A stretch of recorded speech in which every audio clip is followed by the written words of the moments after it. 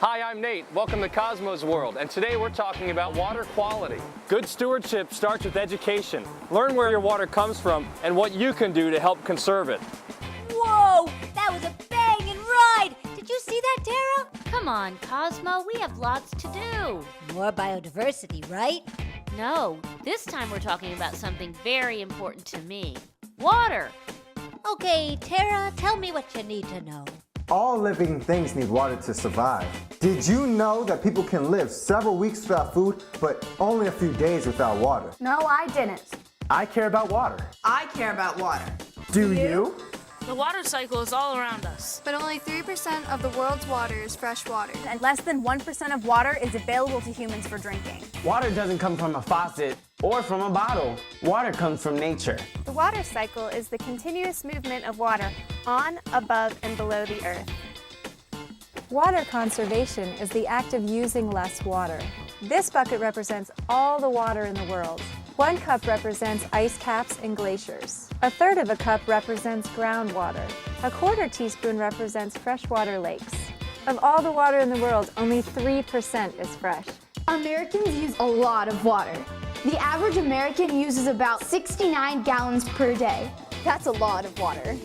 Did you know recycling aluminum creates 97% less water pollution than making new metal from ore? One way to be a good steward is to recycle your aluminum cans. Poor water quality and lack of access to water are quality of life issues for humans and the natural world. Poor water quality affects all organisms, including human beings. We rely on water for almost everything. For crop production, manufacturing, sanitation, and drinking water. Now what are you doing, Cosmo? Shh! Fishing. Catch anything? I think I'm getting a bite. Uh-oh.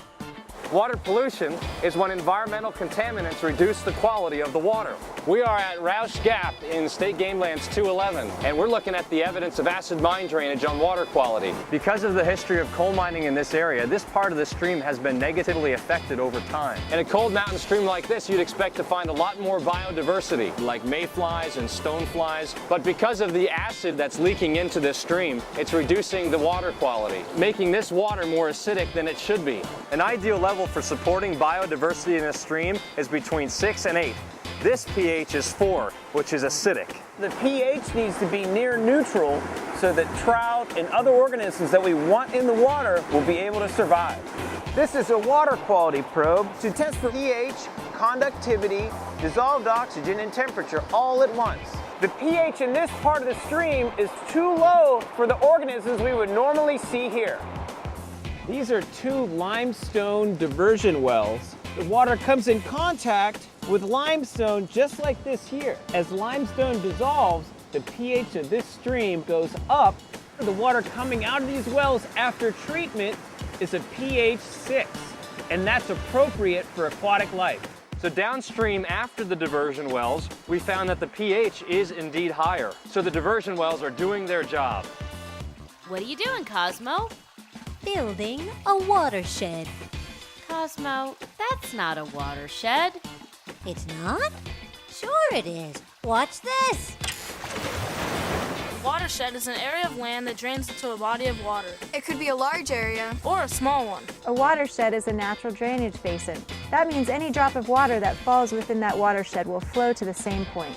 That point could be a stream, a lake, a river, or a wetland. Meadows act as a natural filter, removing the pollutants and sediments from runoff and rainwater that otherwise would have just washed into streams and rivers. Global climate change will lead to an increase in precipitation in many areas, leading to more frequent and severe floods. Even small streams like this one can be overwhelmed by intense rainfall. Because water is one of our most valuable resources, it's important as good stewards that we conserve it. Look at all this water. There's flavored water, vitamin water. And even water from Germany and France. All this water has to come from somewhere in nature. And you can be a good steward by using your refillable water bottle. Tap water is great. There are lots of things that you can do to be a good steward. That's right.